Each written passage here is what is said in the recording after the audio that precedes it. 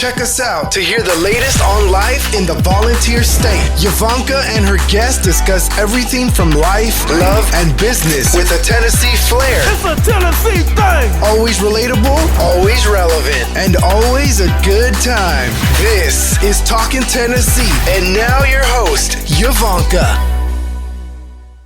This episode is brought to you by the Landes team, your go-to real estate family in East Tennessee. If you are looking to buy or sell, we are the ones you should call. Give us a call at 865-660-1186 or check out our website at YvoncaSellsRealEstate.com. That's Yvonnca, YVONNCA, sellsrealestate.com.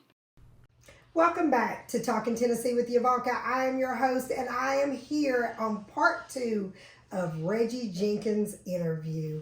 Conversation has been great. Conversation, yeah. Yes, conversation. Reggie, welcome back. Thank you for having me back. You're welcome. You're welcome. Everybody has given rave reviews about Reggie. I've had people tell me it's been refreshing to hear someone just give their perspective of being a man in America, being a man in East Tennessee. I've had people that have called me and said, Yvonnca, that's probably one of the best interviews. Cool. So I want you to know that. I didn't want to tell you off camera. I wanted to tell you on camera. I appreciate that. Some that. people said that yours was some of the best interviews that I've ever cool. done. That's cool. So I want you to know that's that. That's an honor. Yes, most definitely. So let's get right into it. We need to mold this generation of men and women, but mostly men. I think that this generation is going through different things than we went through. I think that this generation doesn't know how to navigate through this world. You know, everything's so expensive. Everything is so recorded. Everything is so public. You know, that type thing. And it's not always a bad thing, you know, because sometimes when things are public, you know, it helps bring awareness to great topics, subjects, or whatever. But sometimes this youth needs guidance without judgment. Do you agree? I agree with that. What are you seeing in this generation of young men that you're having to groom? What are you seeing them lacking? Well, a lot of them are lacking, you know, like a strong foundation. Okay. They lacking discipline. Okay. A lot of them are lacking affection and love. Yeah. It's just bare bones stuff. A lot of our young people are lacking love and affection because we were talking earlier about social media and all the devices and everything we have. But what we don't realize is that how that impacts us as parents and adults. Yes. Because we spend just much time on these things and we neglect our children. But adults don't want to admit that. Yeah, we neglect our children. They do. And one thing I love about these young people that I work with, they come out the womb voicing their opinion. Yes, they do. And, you know, when we was coming up, I got a son, and a lot of his peers that I work with, and the babies, I got 5-year-old babies that can voice their opinion. Oh, you hurt my feelings. Yes. You know, that hurt. And I'm listening like, you're fine. But they can voice their opinion. But there's grown men that would never say that. And that right there is, let's tear the Band-Aid off. There's so many young men, there's so many, you know, older men that our generation and back, Reggie, of men were taught to be strong. You had to not cry. You had to not show emotion. You had to be strong no matter. Be seen and not heard. That's what we be grew seen, up in. not heard. And you know, the heart, I understand to a certain extent what the older generation was trying to teach, but it really put a void in kids' lives. And that love connection, you know, I'll say, we'll talk about my husband for a second, is that my husband, I had to help my husband find his voice.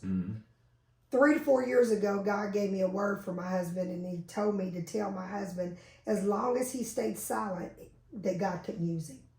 He said the day that David opened his mouth, that God would be able to use him. He said the devil can use you when you're silent. Yeah. Because when you're silent, you're not doing anything. Yeah. But when you open your mouth and you allow yourself to be vulnerable enough to speak up and speak out on good and bad, that you gain your voice. Well, it's not the easiest to give a word to your husband. Let me just say that. But when I gave it to my husband, you know, I've said things in the past, but that time it hit David. Yeah. It hit him with like a boulder. And I said, David, I hope you can receive this. I know the prophetic, you know, calling that's on my life. It's not easy for you, because that's not what David signed on for. I didn't sign on for that. I didn't know I was going to have a calling on my life that I would be speaking in people's lives that, you know, that was so close to me. So when I spoke in David's life, I felt like, oh God, I can't say this to him because he's not going to receive it because I'm his wife. Yeah. But he did receive it, and David started speaking up.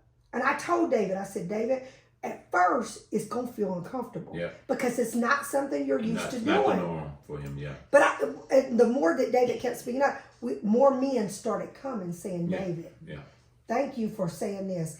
Men came to him and said, that one gentleman, not saying the name, came to David and said, you know, I grew up with a single mom. Yeah. I didn't have a father. And he said, I want to be an affectionate father for my daughters, but I don't know how. How to do it. Yeah. And he said, David, I watch you and I see you with your kids and I see you hug and I see you be so affectionate with your kids. And he said, I didn't get the childhood that you had. Yeah. And David stopped, and he stopped the man and he said, we're going to just say his name was Bill. And he said, Bill, I didn't get that affection at my house either. He said, my parents were great. And he said, I take nothing from them. He said, but affection I did not get. He said, the hug and the kissing that you see, I do with my children. I didn't get that as a kid. And he said, but what it did do for me is it showed me what I didn't get, so I wanted to make sure my kids had that. Yeah. But everybody doesn't get that wake up call. And you got to also give yourself credit because wives, girlfriends, whomever, bring that value. When you get two people that marry or get together, you're talking about two different life experiences, two upbringings. Yes. And so one may be affectionate and one not, maybe, but it's like, you know, that stuff is like, it just spreads. Love spreads. It does. I'll give you an example. My wife, you know, a long time ago, she wasn't a very affectionate person. Yes. And I remember she telling me a story about her roommate who was. Okay. Like her family, she came from a family, they wasn't huggers, they wasn't doing all that, they wasn't all that stuff. And a lot of us came from that. But because her roommate in college was so affectionate, it just afterwards just bled into her. Yes. And she went back home and she started doing it. Yes. Now her family is everybody's love and hugs and stuff. So she had to teach them. And see, she was taught and she had to teach. But I think a lot of times people get embarrassed what they don't know. Yeah. And so when you trying to teach somebody something, they think something's wrong with that. Why are you touching me? Why are you, because it's foreign to them. It's not, But it's like with David was like, we were not huggy. Yeah. We were not kissy. We were nothing like that. He said we were a family, a good family, but we just was not affectionate. Yeah. Versus I come from a family that was very affectionate. Okay. But I'll show you the difference. David came from a household that he never saw his parents ever argue. He never saw his parents ever have a disagreement. Yeah. And I used to be envious of that because I felt like, but I came from the hell-raising family. That it was like mom and dad, they voice their opinion. They're going to say what they got to say. And so I felt like that David got something I didn't. But God showed me years later that it was a mix, okay? Because you need to know how to problem solve. If you never see your parents ever have a disagreement, I'm not talking about an argument like a full-blown battle. Yeah, disagreement. But I'm talking about just a true disagreement, and you don't get to see your parents problem solve. Yeah. You're going to leave that household, and you're not going to have a problem solving. Yeah. There's a lot of men that women are like, why are you not reacting? Why are you not doing this? Why are you not protecting? Because, and it's funny, a lot of women, like in tune emotionally. A lot of them are. And so if a man don't show it, you think he don't care. Yes. And it's not that. Yes. It's just the fact that he's like, we process things differently. Totally different. You know, like, you know, and so, because I can see myself in that situation. Like, I try not to get emotional. When I get emotional, yes, I don't think straight. I may say something wrong, or right, do something wrong. Right. So I try to stay, even if I'm making a mistake, I try to stay. And so, you know, at some point in my marriage, it was a thing where she didn't think I cared. It wasn't that I didn't care. Yes. I was just processing what was said. And I'll tell you this, Reggie, a lot of times I can relate to what you're saying, because there were times in my marriage that I felt like that David, because he didn't react the way I wanted him to react, it's like, you don't care. You don't want to be my protector. You don't want to secure me. But what I didn't realize is that for one, he processed different. For two, he's going to react different than what I'm going to do. And for three is if you were not taught how to problem solve, even if you see your wife being attacked or you see your wife being hurt, if you wasn't taught how to problem solve, you don't know how to react to that. You don't know how to protect them. It's great to tell a man, you're supposed to be the protector. You're supposed to secure her. You're supposed to do it. But if you're never taught how to be a protector, and the biggest thing I'll say as a woman, protector to us is protect our heart. That's the biggest thing. And it's more of speaking up. If you see wrongdoing done, okay, speak up and say, no, you shouldn't have done that. My wife didn't deserve that. You don't have to go overboard with it, but just know that we're in this together. Because many times, you know, before David found his voice, I was always looked like the protector. That Yvonnca, she's coming in the Calvary.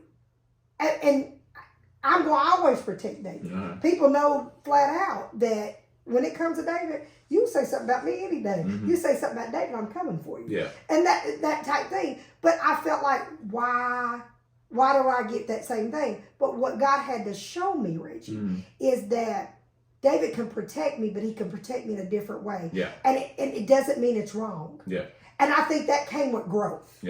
I had to grow and I had to realize it can't be Yvonca's way all the time. You know, and you have to have a strong individual to tell you that. 'Cause I think most women are seeking that kind of companionship. You know, because a lot of, you know, you have some alpha females and you have some passive beta guys. And they can link up. And it's cool to be there, but you got to have a voice. You do. Because if you don't, your woman going to run all over you. And I'll tell you something. Every time I say this, women get all bent out of shape when I say it, but I do believe this. I think in marriage, a woman has a place, and it's not the head.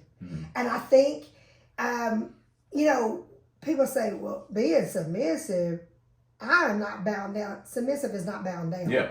What God wants us to do is whatever area our husband is weak in, that doesn't mean weak as a man, it means weak in a certain subject, then you strengthen them, you help them, you speak life in them, you talk to them or whatever. And I think a lot of young people don't get to see enough women speaking life in their husband. They'll see the part of putting down why you didn't do this and why you didn't do that. But the biggest thing you can do when you're going through that season is truly speaking life and putting that person first. And I know that's hard, Reggie, but your kids are watching. And I think also you look into a marriage, you got to know your strengths and you got to know your wife's strengths. And y'all, you it's certain things, like my wife, she's the financial person. She can build a house. If she wanted to, she's that person that she's organized, she does, she's analytical. I'm a visionary. I'm the internal optimist. I work outside. I love to do stuff outside. I'm a visionary. Inside, I can't. I'm just not me. But we complement each other because we know each other's strengths. And we don't try to overstep. You know what I'm saying? You know, like, if you're strong in a certain area, I'm going to allow you to shine. You know, I think that's another thing for men, and that's why I work with young males is so important. We got to develop a generation of guys who are secure enough to let their woman shine. You better say that. Man, let your woman shine, man. Because if she shine, we shine. And let's talk about that. I think a lot of times that men put their insecurities on that woman, Yeah. but they don't want to admit that. One thing I can give my husband, and you've been knowing David longer than I've known David. David Landes is going to let Yvonnca shine. Yeah. David, he does not want any part of what Yvonnca is doing. He's going to help me on the back end. David don't need no pat on the back. He don't need none of that. But David does not care about me shining. Yeah, but a lot of it's a security. But yes, it's very secure. You know, a lot of It's times. not jealousy. Oh, it is. But a lot of times I hear men and women say, "Oh, well, I got to be the one to da da da da da." See, me and David don't have those conversations. We don't care about who shines. But see, We're the that ultimate goal for back, us to shine But together. that goes back to development. Okay. That goes back to, a lot of insecurities are like from childhood and they just develop over time. And we have to develop children to understand that it's okay. For real reason, like for the first 5, 6, whatever years, my son's like 7, 8 years, I can't remember right now. But before we had a child, we knew, my wife and I said, he's not going to school.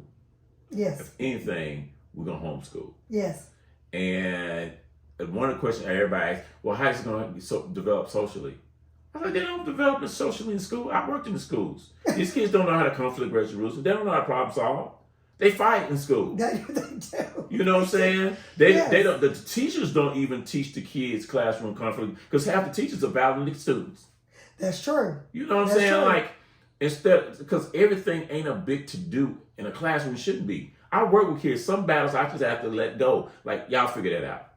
Or I pull y'all aside. I pull y'all aside. Like, what I do with my children is like, if there's something going on, I'm not in the classroom, I'm gonna talk to everybody in the classroom. What happened? And I said, the choir don't lie, because everybody in this room don't lie. And if the choir's singing, you are wrong. The choir doesn't lie. That.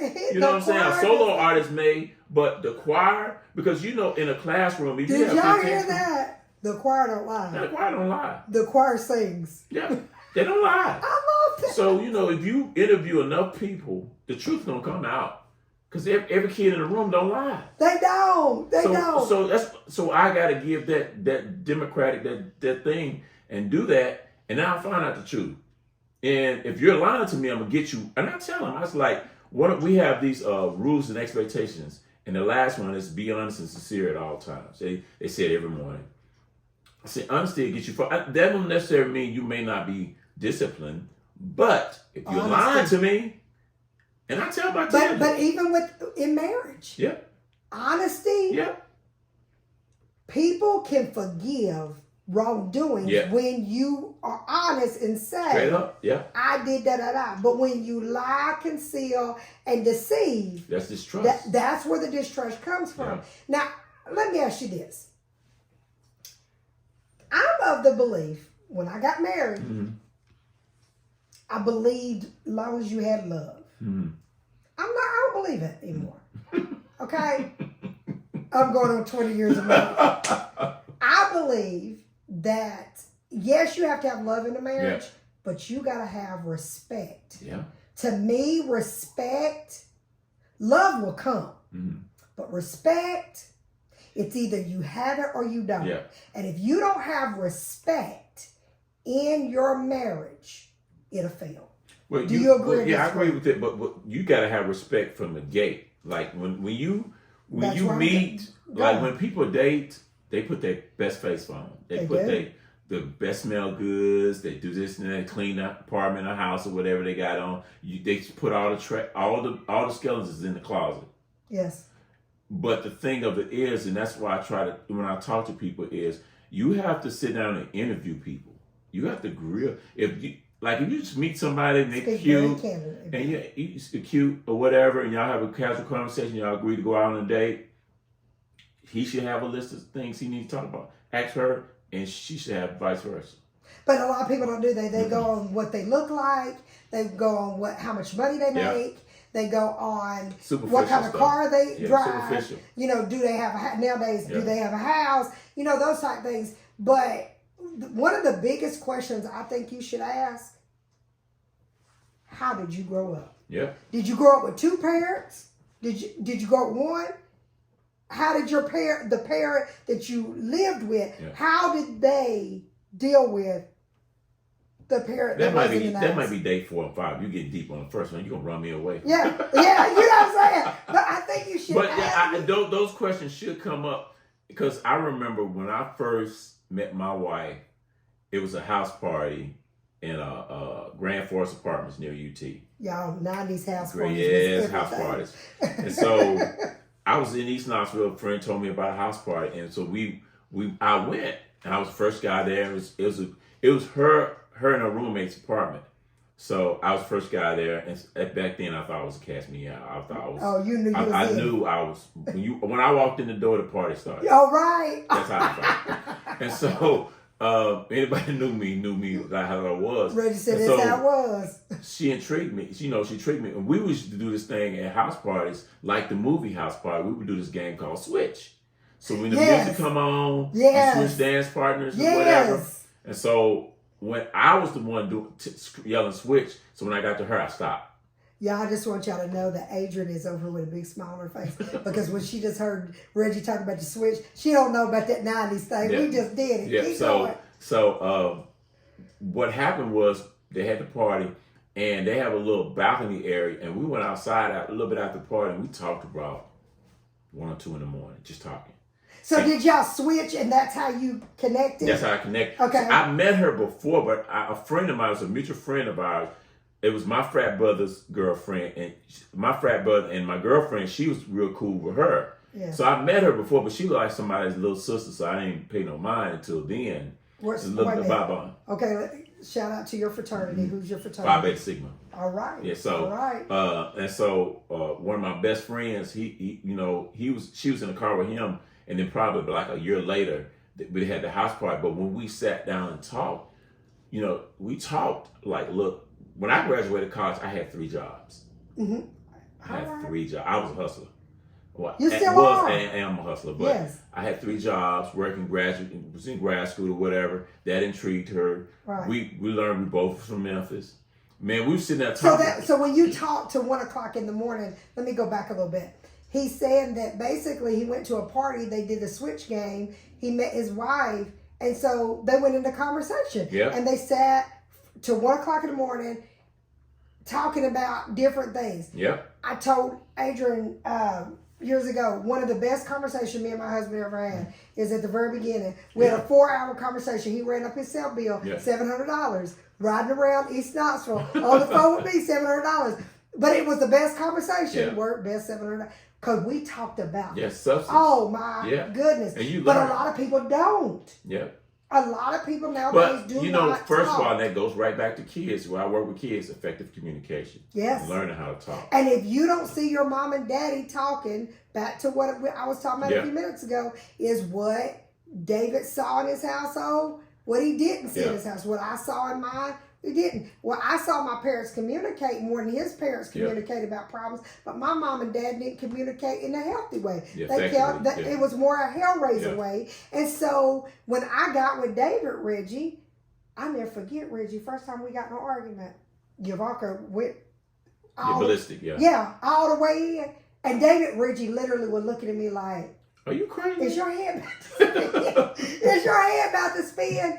And after the argument, I was like, why was you looking at me like that? And he was like, I didn't know how to react to you. He was like, I've never seen nobody act like that. And I'm like, what? And all I was doing raising my voice. But he was like, and so he told me about his parents. He said, I never saw my parents ever argue with her. I didn't believe him, Reggie. I called my sister-in-law. I was like, Jennifer, I said, I know your brother's lying. I said, have y'all never seen your parents ever have an argument? She's like, no. I said, never had a disagreement? She was like, no. And she was like, but at that moment, I felt like, I wish I'd have had that childhood. But later on, I realized. You found out some other stuff. Yes, but what I realized was That is not a good one either. That ain't healthy. Yeah. Because you have to see healthy effective discussion. Yes, discussions of problem solving for you to know how to deal with stuff when you get in a relationship, when you get married, when you start having kids, because life will throw you a curveball. But if you don't teach your kids how to deal with anything, and it starts with learning how to respect your teachers, how to respect authority. Learn and respect, period. Yes, you've got to respect, and they have to see it in the home. I won't say they have to see it in the home, because there's a lot of lessons, that life lessons that I learned that was outside of my mom. What I'm saying is the core part of respect. You know, if your mom and dad, okay, are if I'm cussing you, Richie, and daily, I'm cursing you. You're my husband. I'm cursing you. Say Adrienne's our kid. And she's over here and she's watching that. Adrienne's going to leave that household thinking that's how it's supposed to be. Unless Adrienne is young enough and have somebody who intervenes and teaches them. Correct. Because the thing about it, if you look at it, schools, the institution of schools have more pull than a lot of parents do. That's true. Because your child is in this institution from 8 o'clock to 3 or 4 o'clock every day, 180 days a year. And they see you from 5 o'clock to 8 o'clock before they go to bed. What are you doing in those 3 or 4 hours that's impacting that child? And a lot of parents don't do a lot because they cooking, trying to get you this, that, and the other, and they ripping and running because they got to take care of the household. And then trying to and you get older, those lessons ain't learned. So what I try to do in my thing, because every day I have a conversation with a parent, a grandparent. I had a grandparent called me early this morning, about 7 o'clock. And she's like, she has a grandson. He just started with me a couple weeks ago. And he's struggling. Yeah. And he's struggling. So my thing is, I don't work with you based on what grade you are, based on what your ability is. So I had to move him. And she said, this boy screamed and hollered for an hour and a half. I said, well, ma'am, I said, you stick that boy in that corner and let him have a holler and get him to school. I said, because what that exhibits to me, he's spoiled. A child is smart. He or she gonna do what you allow them to do. If the expectation is for you to do this and you know I'm not playing, see, he's screaming and hollering because obviously he's thinking one of y'all gonna give in. See, the difference of my generation, versus this generation to me, we had more fear. Yeah. Let me tell you where we had the fear. It's not like we didn't hear curse words. Yeah. It's not like that we did not hear somebody call somebody out their name. Yeah. But our generation set the expectations. One thing I say that was good is we knew what we could not say. Yeah. We knew if we heard anybody's name getting called out your name, we knew tomorrow we couldn't say them same words, okay? We could not curse out our mothers. We couldn't curse out our fathers. Not saying that never happened, but the majority, okay? I'll say in the black culture, we could not do that because there was fear put there. Yeah. Nowadays, the kids of today... I've been in school 2 weeks. I've heard the B word. I heard the D word. I've heard it. And these are 5, 6 year olds. Okay. And so, and what I'm saying with that is that our generations has not changed. We've heard the same words.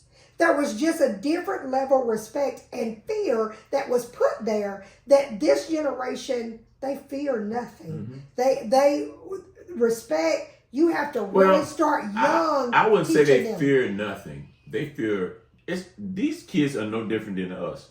They just don't have the models in front of them like we are. Like if you walked in the room, for me, there's no such thing as a bad child. There's bad parenting. True. There's no bad children. They're bad parenting. Okay. Like you can't get me a 5, 6, or 10. Anybody before 12, 13. Now after that might be something different. But these babies ain't no bad child. put me in the room with her. Because, let me tell you Because I command respect. When I walk in that room, correct. A human being knows, a child knows who to respect and who not to. You said that you've heard the B word, 5-6-year-old kids.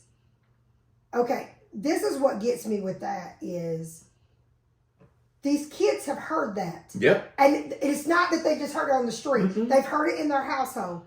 But who is the at fault of that? Is it the kid that said it? Nope. Or is it the parent that said adults it? Around them. Or the parent that accepted that? Because to me, well, if it's your child, I'm putting the onus on you. I don't care if it's with the uncle, aunt, grandmama, whoever. Because this is what I want a lot of parents to understand is I've heard women sit and say, well, they say that because they've heard their father say it, but you allowed that father to speak to you that way. You've got to take responsibility of what you allow your kids to see and hear. And when you do not allow your when you don't give your kids a chance of learning respect through being example parent, you have failed that child. Because bottom line is that kid would not know the B word, whatever, unless they hear it, and they hear it at home. Stop saying they heard it at grandmama's house. It don't matter whether they heard it on TV, on the radio. You control that child. You control that, and you can. And when mother and father have those type conversations, and they have that kind of relationship, it will trickle over into your kids. And I just don't subscribe to women that sit and say, "Well, the dad called me that," and da da da. You should have stopped him at the first time. At the gate. You know what I'm saying? Yeah. But see, I think a thing of it is a lot of people struggle with self-worth. They do. You know, like value. Like I've talked to parents who our parents don't understand that the mother's on this end and the father's on this end. Yes. And it may not be cussing going on, but there's some abuse going on. It is verbal or something like that. And you have to take ownership. And I see it pour into this child. Yeah. He can't perform when he's with me. Yes. He's emotional and stuff. And I had to sit down, me and another friend counselor had to sit down and say, "Mom, you need help. You need counseling."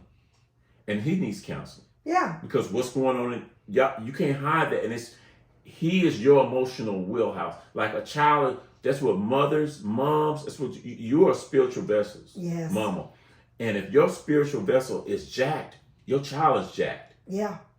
Because that child, especially these children, because they reflect you emotionally. Like sisters, black women, they have this face and they hold it all together, and they just that and the other. They never show this bad side of them.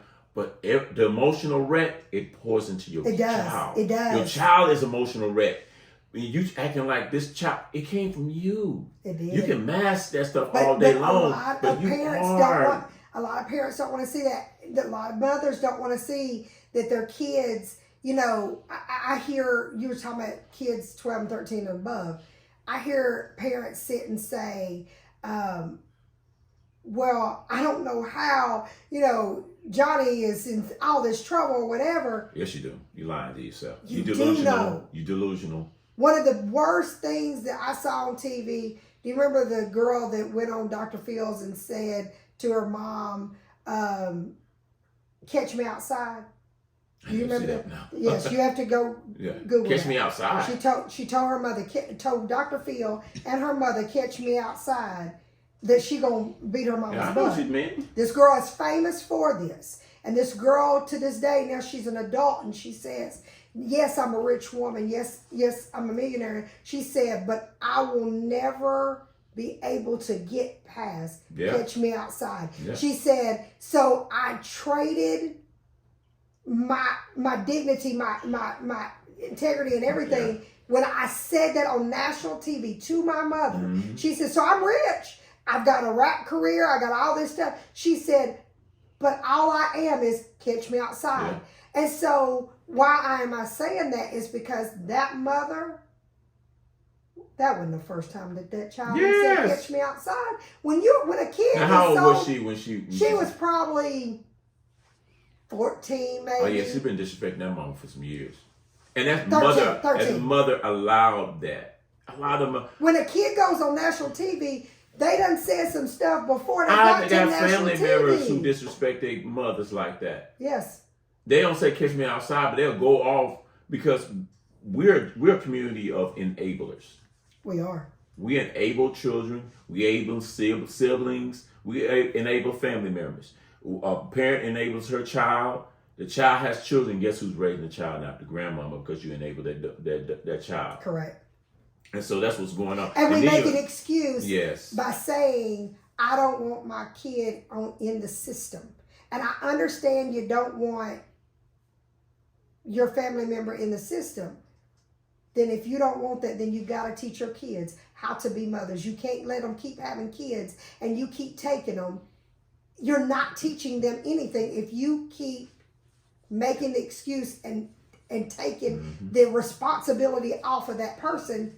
They'll never learn. Yeah. And so we're in that society of parents that really need to understand it starts with them. But I think the thing about it is my emotional, mental well-being has to be together before I can raise a child. Because if I'm emotionally, and a lot of us don't even deal with the trauma we have when we try to parent. I agree. It's hard to parent when I'm emotional wreck. Yes. And I can hide it all day long, try to anyway, but it pours back into my child. So and I you have to stop. give myself, even if that means I have to seek counsel. Yeah, and I think a lot of people don't want to do that. A lot of people want to, because financially their life is okay. They've got the house, they've got the picket fence of what America says it's supposed to look like. But if you're living in hell in your house, you got to deal with the trauma. And the reason why you need to do that and go to the professionals that can help you to get past that trauma is, if you don't do it for yourself, do it for your child. Say, you know what? I may not have got the childhood that I should have gotten. Yeah. I may not have had the perfect parents or whatever you want to say, but I want to be the best parent I can be. So if I'm going to be that, I need to deal with my trauma. Yeah. I need to go to the professionals and seek, help. When you go to the schools, don't go after the teacher or the administration. Hear them out. Let them tell you what Johnny is doing and how y'all can work together to get him where he needs to be. But if you look at the teacher, the administration, all that as an enemy, you're setting your kids up to fail, because they gotta lean on somebody. So if they know that they don't have to listen to the teacher, they don't have to listen to you, they don't have to listen to the preacher, they don't have to listen, who are they going to listen to? Yeah. And I got to also give it the other flip side of the coin, because a lot of parents experience trauma in school themselves. They do. And they fear the school. And I hate Trauma some in of the church. systems in school, like the parent-teacher conference. Over the years, I've been to a lot of parent-teacher conference. And I see the whole setup where you have a principal, vice principal, 5 teachers, and it's one parent and this kid. Yes. And it's like a gang approach. And let me just say, I never forget going to a parent-teacher conference in 7th grade about Adrienne, and I had that set up in 7th grade. I can't stand that. It was overwhelming to me. When I walked in that room, and all these people were, and Adrienne, we were just going over just to get just an overview, but I'm not going to lie that I was just like, Lord, I said today, I turned back around and said, oh my God, what has she done? I mean, because when you see all those people, and I understand y'all need to have somebody as a witness and all, but when you line up five, six people against one, especially like a single mom, walking in the door, they already feel like the world's against them, and the daddy's against, that's what they feel. And you got 5, 6 people sitting there, that is overwhelming. And that's I'm why, glad you brought that up. And because I can't stand it. And I will walk in there with them. Parents will call me, I'll walk in there with them, and I won't say nothing, but my presence changed that whole environment, whole atmosphere, that's good. The whole dynamic. Because I was in there and I stepped in there because I know the game they're playing with us and our children. Yes. That's one of the many reasons why I have my own, because like with my parents, I talk to them. When they come in the morning, we got an issue, we talking about it right there. Right. We keep it moving. They call me. It's not 5-on-1. It's us. Yes. Like that grandparent call, got my number, call. We talk for about 20, 30 minutes. I want when you're developing children, you should have that kind of relationship with parents. Because I'm a direct approach. I'm not just developing your kid. I'm helping you out too. That's good. I'm not a miracle worker or whatever, but I am the person where, look, some things gonna have to change at the house. Yes. And if you see something that I need to do, I am open to it. If you see some things that can help me improve my approach or my school, let me know. You're open to it. I'm open because it's a relationship. We don't have those kind of relationships. But I think a lot of parents do not welcome other people's opinion. I think that if we welcomed other people's opinion, I'm talking about constructive criticism that you are trying to gain. Well, I think that the only thing about that is I think parents are open if they trust you. I think that with the current system, there's not a lot of people, first of all, that look like them, and second of all, that they feel comfortable with. But I'm talking about more of, you have to be able to, the very first time you talk to somebody, you have to allow them to give their opinion of what happened. That doesn't mean you got to agree with it. Yeah. You don't have to agree with it, Yeah. but at least hear that teacher out or hear that person out about your child. And then if you don't agree with it, then speak up. True. But if you walk in it like you With ready to go to, that you're going to battle. Yeah. It's not, you know how we was raised understand. is, if you go in something positive, most likely it's going to come out positive. Yeah. Well, if you go in there defensive, of course, everybody's guard's going to be up.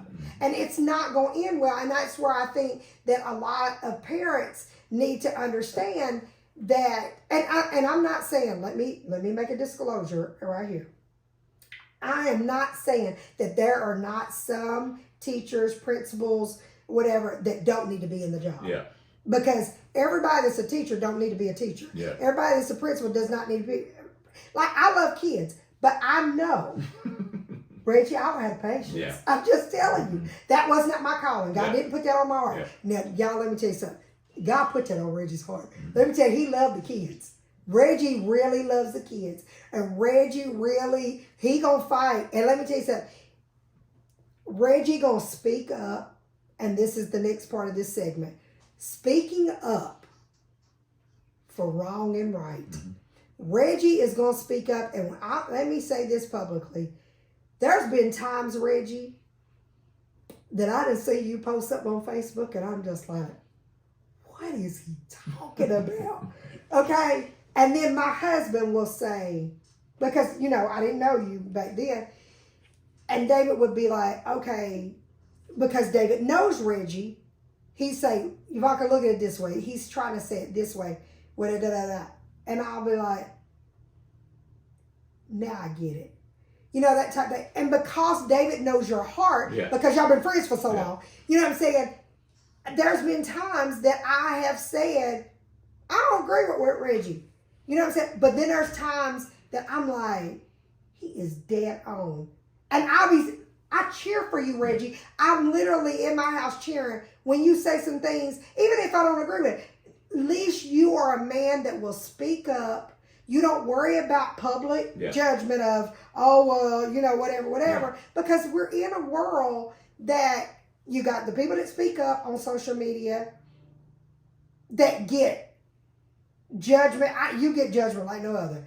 But you still do it. You know, but then there's some people that won't speak up at all. You got a lot of people in America, in the world, who just like bend with the wind, go with the wind. Yes. Everybody, we all have principles. Yes. You married and you don't agree with everything your husband says. Correct. And vice versa. Correct. But that's respect. You don't want nobody you're going to agree with all the time. Exactly. You know, it's like, for me, I could be dead wrong. I'm going to put it out there and see what people going to say. And I'll see you do that. And I'll go back and forth. And if it's cordial, I'll be like, you know what, you're right. Or I'll be like, no. But like a lot of the people that I battle, we friends. Like we talk on the phone. That's true. We kick it. Yes. They know how I am. Yes. Once you understand me, yes, it's cool.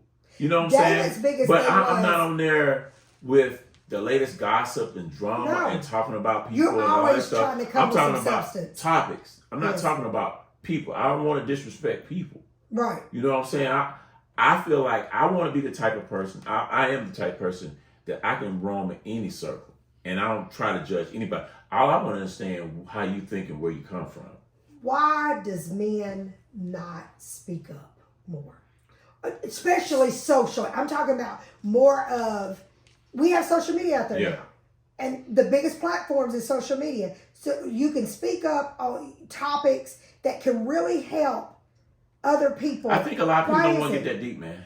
Yeah, a lot of people, we're in a celebrity-driven age. We're in a reality show-driven age. Yes. We're in an entertainment-driven age. If it ain't sports or reality stuff like that, people don't want to get deep.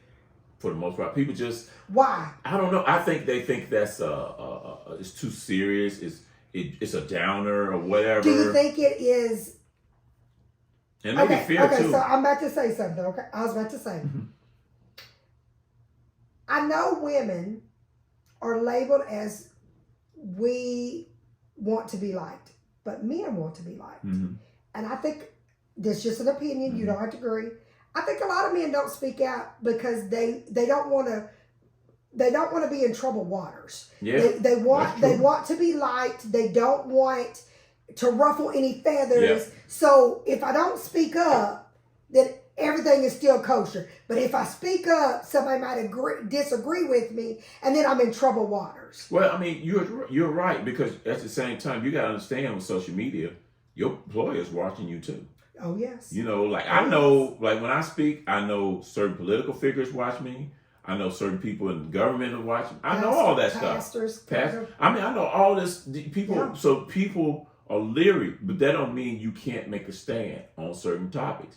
And that's where I'm saying that we have to, if we sit and we're so judgmental about this generation, we can all talk about what the millennials, the Gen X, the Gen Zs, we can talk about everything about what is wrong. Then why can't we speak up more about how to make it right, how to make a difference? How, and Reggie, you do that. Yeah. You honestly do. But you got a lot of cheerleaders. You got a lot of people. It's like a sporting event. When you go to UT ball game, how many people in the stands? 100,000 people. How many people on that field? 40-something. Yeah. Everybody in that 100,000 can't be on that field during the game. It's true. And a lot of them live vicariously through those players. Sure. So, you know, when you think about the work in the community or city or whatever, it's always been a few people. It's always been that core group of people. But that's where we have to do better. Because well, you do better. We have more, and I do feel when you have more, you need to do more. You can't sit and knock everything of a generation, but you don't want to give to that generation. But you also knowledge. You gotta understand another thing factoring, particularly with black men. A lot of our heart and courage been taken out over the past 60, 70 years. Okay. Anytime a black man in America stood out, spoke out, and was strong in his conviction, what happened to him? That's true. You know what I'm saying? Incarceration, exile, assassination, murder, all this stuff is going on for people who speak out. And that's historically speaking. So a lot of us, you know, we don't have that. It's like the Cowardly Lion and Wizard of Oz. So what makes you different? Because my upbringing, my father was that kind of dude. My family, you know, I saw that kind of person. I found that in myself I love history. I love a historian and people that example. It's just in my DNA. I can't not do this. I cannot. That's me. I just can't. It's just in my DNA. But we come with a lot of judgment though for doing it. But see, but understand. Be honest with it. I don't even sleep. I don't even think about that. See, when it comes to me, unless somebody bring me like you being judged, the only judgment that I worry about, not worry about, is concerned about is God. There was a time I used to worry about what people would think, but now it's like I have to speak up and speak out because I've got a God that I've got to answer to. Yeah. And I know he wants me to make a difference. He does not want me to stay silent on wrongdoing. He does not want me to stay silent on things that can help the next generation or help the generation that's in front of us. We have to be that. And I think that a lot of people grow up, somebody silenced them in some kind of way. You know, I don't know if it's in the church or if it's in the school system or whatever, but we have to. I'm going to give you, a lot of us think we are making an impact. A lot of us think we are because we're part of these organizations, we're part of these churches, we're part of these civic organizations, all this stuff. And we'll have, like Thanksgiving, we'll have a Feed the Homeless, or we'll have this tournament and we raise money for this scholarship. So a lot of us in our minds think because we do 1 or 2, 3 acts a year, we are actually making an impact. And people don't realize people live 365 days a year. Yep. And if that event of a day or two, if people only depended on a day or two, that's how you have to think about it is what kind of impact can I make that is going to be a bigger impact of multiple days than versus just a couple of days. Because let's be honest, sometimes people do things for those couple of days to make themselves feel better about themselves. It's not really about the event or the service or whatever. Mm-hmm. It's more to say, well, I've made it, I'm successful, I'm this or whatever. I'm doing this so I can feel better, like I've given back to my community. But truly giving back to your community is service. To me, is service and looking for ways to help on a regular continuously. basis. Yeah. You know what I'm saying? You may not do it every day, but you need to be doing something. And I do really believe that social media, I think that, I'm not saying it's everybody, for everybody, but I do think that a lot of times when you see different topics come up and you scroll and whatever, if you stop scrolling and you give an opinion, you don't know whose life you could change by just them seeing you make that opinion, somebody that they look up to. You never know who really admires you. Yeah. So when you make that comment, you know, that may change. I think we're going back to men. That's why I like work with children. Is the fact that there's a group of men in Louisiana. They was having a lot of violence in the high school, something like that. And so a group of them gathered themselves together and called them dads on duty. And so they in the schools, and the violence ceased. Because a group of men in the community said, we're going to be here on a regular basis. And we're going to stop this. And I'm saying that, like I say this here locally in Knoxville. I know a lot of guys. And let's say I know 80 guys. And if I said, each one of you all give 2 hours a week to this particular cause. Mm-hmm. If 80 guys get 2 hours, 160 hours a week, times 4, that's 640 hours. Mm-hmm. You can make an impact on whatever that thing is. You don't have to, like a lot of people gather kids, and they'll have something on a Saturday once a month, and they'll have a talk, and they think that these kids got to go back home. They got to deal with all kinds of stuff. Yeah. How can we impact them on a regular basis? How can you do that? But that means you have to sacrifice your time, energy, and step out your comfort zone. Well, let's talk about that. Me and Reggie had a conversation off camera, because I always try my best to have a conversation to get to know who I'm interviewing. And Reggie made a valid point. We were talking about the church, and we were talking about, I said, historically, women bring Christianity in the house. Mm-hmm. You can go back generation after generation. And I said to Reggie, I said, why do you think that is? And Reggie, I want you to tell what you said the reason why. Yeah, women are spiritual vessels. Y'all have the children. And it's not just Christianity. If you look at Islam, you look at any religion in the world, if you look at that motor of that religion, it's the woman. Okay. Because you all birth children. Women typically think of, especially when you have children, you're thinking about the child, the household, the husband, the mama, the grandma. Men, a lot of times, thinking about ourselves. and what we need and our needs. But y'all are the spiritual vessels. But what makes a man go from a selfish act like that? That's a trained behavior. That's a learned behavior. Okay. Because a lot of us, that's another thing why having a school is, school ain't just about algebra and geometry. School is about life. How can we bring forth life into this child? He's already on the board, but how can we help bring life? How can we teach children how to think? Like I'll give you just a real quick example. This morning we had a morning ritual. We went outside and let them just, because they kind of came in like, so we went outside and did some exercise and stuff. Okay, ladies first. Let the ladies go and let the line up first. Those are little things. Mm-hmm. Where is little boys going to learn how to just say, okay, ladies first, open the doors for them. That's true. Think about outside of yourself. Yes. Those little things add up.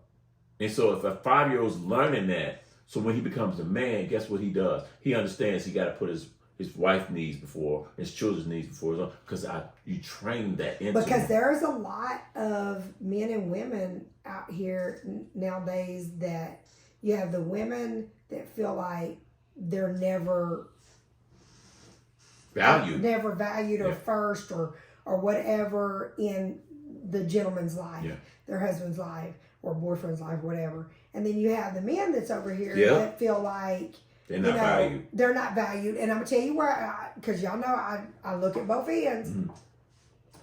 I think where women need to do better is you have to remember when you get married, there's 2 people up there. Yeah.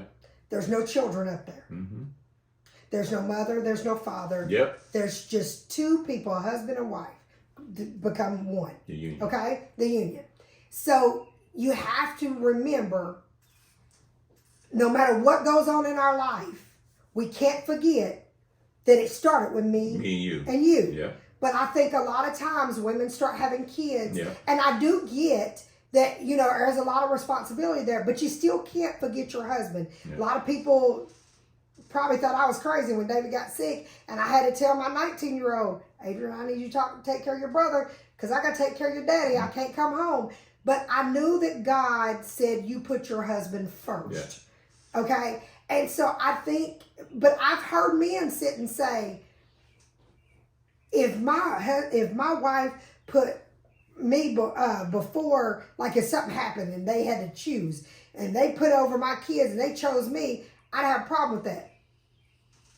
But God would want you to choose your husband before your children. And I know a lot of mothers that would not do that. Yeah. And so that part does come apart. That's a part. Well, I don't think it's an either or for me. I think the thing is, if we're a team, right? And if something happened to me and myself or my wife, the children are going to be taken care of. We're going to secure the children. Yes. But the attention's got to be on me and you. It does. So and you have to know that if something happens to her, yeah. it happens to you. Yeah. But a lot of because people, if it happens, not like that.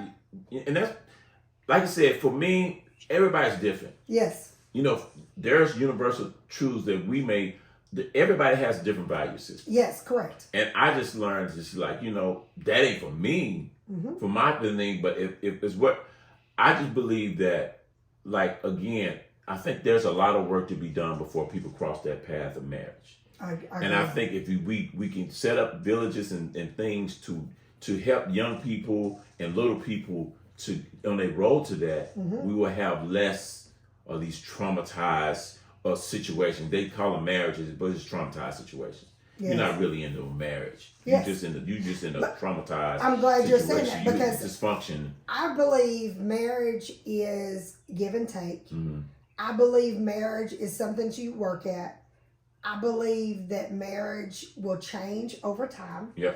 And doesn't mean it's going to change bad. It's going to change, but it will change over time, and you evolve. And I think both people need to evolve. Yeah. If one evolves, another one doesn't. It ain't gonna work. It's not gonna work. Okay. And then you have to know that at the end of the day, our main job is to stay together. Yeah. Okay. In a happy way. Yeah. Not stay together in an unhealthy way. Yeah. Because there's a lot of people that stay in marriages let's be honest, for financial reasons. Or for the children. For the children and age. Those three things. Yep.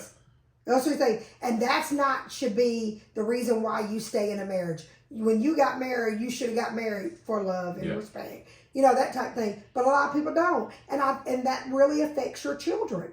Yeah, but you have to know that. I think that changes with children. I think, like, for me and my purpose, I could talk to adults, but my thing is the children. Yeah. And I, like today. You got to protect these children. These elementary children I work with, we learn about the human reproductive system. We talking about that. They ask me questions, and I'll go through the whole spiel. Mm-hmm. I got to say, this is how life happens. Yeah. This is what birth is. I got to take that mystery out of it with you. Yes. You're going to go through some changes at 13, 14 years old. You are. But I want you. My son going through right now. I want to walk with you through those changes. Yes. And so you can help you successfully navigate. So when you're ready to seek, a relationship or a marriage or whatever, you'll be more prepared than I was. Yes. And that's because when we got married, and I tell people this, I said, when I got married, respect was there, love was there, but I did not know what was to come. I did not, you know what I'm saying? And I do think that you need to ask more questions. Yeah. You need to take more time to get to know the person. Yeah. Okay? But it can't be your ultimate, for women, marriage cannot be your ultimate goal. No.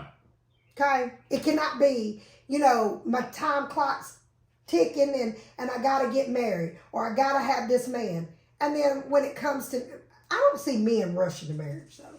I don't see y'all rush. Mm-hmm. Women rush that marriage. But then when they get it, then they want to complain. Well, you can't do that because that's what you asked for. Yeah. And so then you bring kids in there and these kids are being affected daily by the choices that you make. Yeah. Because there's a lot of marriages that should have never came together, but came together and now these kids are being affected and we got to protect our kids. We can't sit there But you know what? Forget about it. To be honest with you, a lot of us, some of us don't need to be parents. Because some people just don't care about their kid, man. They really don't. I see it. I see people who just, and mothers, that's what's shocking to me. I know mothers, they ain't on drugs or nothing. They just don't have that maternal bond with their kid. And they not. And you know what? I thought that, I remember a time I used to think that everybody had that maternal, everybody don't have that. And everybody is not made to be a mother. No. They're not made to be. They talk about fathers. I'm like, man, there's women out here who just neglect their children. They do. And just because you're in the household, just because you're there every day does not make you a good parent. No. And that's it. Ooh, you said a mouthful there because, man. And that's so, for me, that's why we got to develop institutions to save the kids. Now, I'm not going to problem solve all this stuff, but I want children, especially our black boys and girls, to have a safe space to be. Yeah. To be. Yeah. Academics great. I'm work on that, but I want you to be. Just to be, feel like you're loved, you're safe, you're honored, you have a voice, you can have all that. I just reimagining this whole educational system to be someplace where these children can thrive and go. Not only do I teach them, they teach me. And let me say something, you may not agree with this, to our black parents. If your kid is athletic, it's great. But you cannot live through your kids. Oh my God, you said it again. You cannot live through your kids, put pressure on your kids to keep playing a sport when their time is up. Because sometimes kids just they're done. I've played basketball, I played football, I played this, played that. But I think a lot of parents get caught up into going to the games, hanging out with the parents, traveling with the parents, doing all these things year-round. And these kids need you as a parent. They do not need you as a cheerleader. Or a coach. Yes. Do you know how many kids I done seen? I've been at games, and I see the parents, they sitting at the thing like they the coach. I mean, literally, legs gapped open, ready to go. And I'm but just my thing of it is, it's sad for me because, like, we in East Tennessee, and it's like football is just like above all. It is. And I'm sitting there like, you're sacrificing your child's intellect, football and basketball, the mental stability, emotional spirit stability. You're sacrificing all of that for a game. And I understand that your kid may be talented, but you need to go look at the stats of the likelihood of your kid going pro. Okay? Slim to none. So you're putting all your eggs in this basket that your kid is going to be that whatever percentage is, but you failed on all these other things. And when they get that first no, you're not accepted. You didn't get into school. You didn't get into this. When they get that first no, it's life changing. It's trauma. Oh my gosh. Trauma. I'll tell you a stat. In Knox County, East Tennessee, I say East Tennessee, in the past 50 years, there's been probably 18,000 football players, high school. At least 18. Out of that 18,000 in the past 50 years, you can't name 20 guys who went pro. You can't name 20. And the last guy I can recall ran a car by the Alcor who played for the Green Bay Packers. You can't name 20 guys. And that's like 99.9% of the guys don't make it. Now, you can go to college. Face right now. You can go to saying 20 guys. You can go to college. I'm not saying that. But a lot of those kids, in that 18 to 20,000 kids, you gotta think. Let's look at the thing. Your child's 5 years old, go to school, elementary school, from 5 to 8, 3 or 4 times a week. He's at practice. Yeah. For a 5 or 6 year old, that's a lot. And the next day he's sleeping in school. I know what I'm talking about because I've seen it. They sleeping in the classroom because they're tired. Let me just say this: football and basketball is not the only thing. For these parents that have the cheerleaders, it's just as bad. It's so many kids that go and I'm not saying your kids can't be in, but it got to be a balance, man. It has to be a balance. And then when your kid is saying, "I'm tired. I don't want to do this anymore," you can do this. You can do this. Stop depending on your kids to take you out of an environment.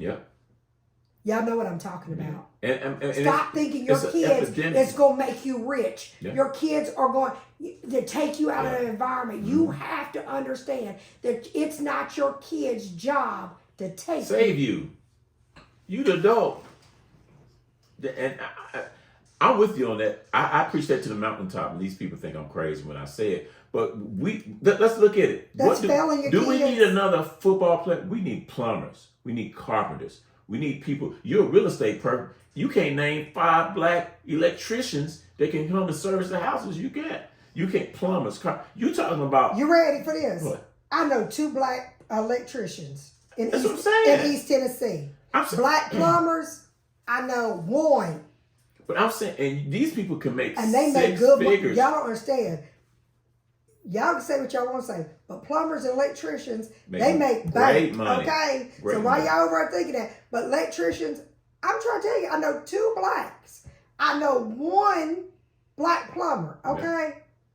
Come on now. I'm going to be honest with you. I want a trade component to my school in the near future.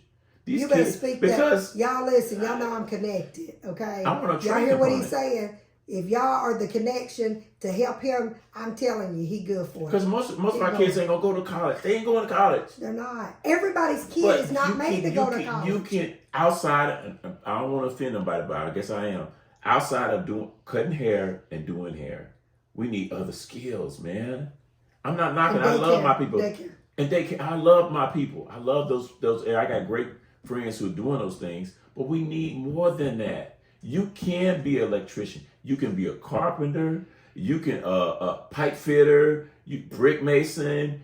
We got so many needs that if you did it, if you train. But see, the thing is, what a lot of those people who are doing those things, they tell me the young people don't have work ethic.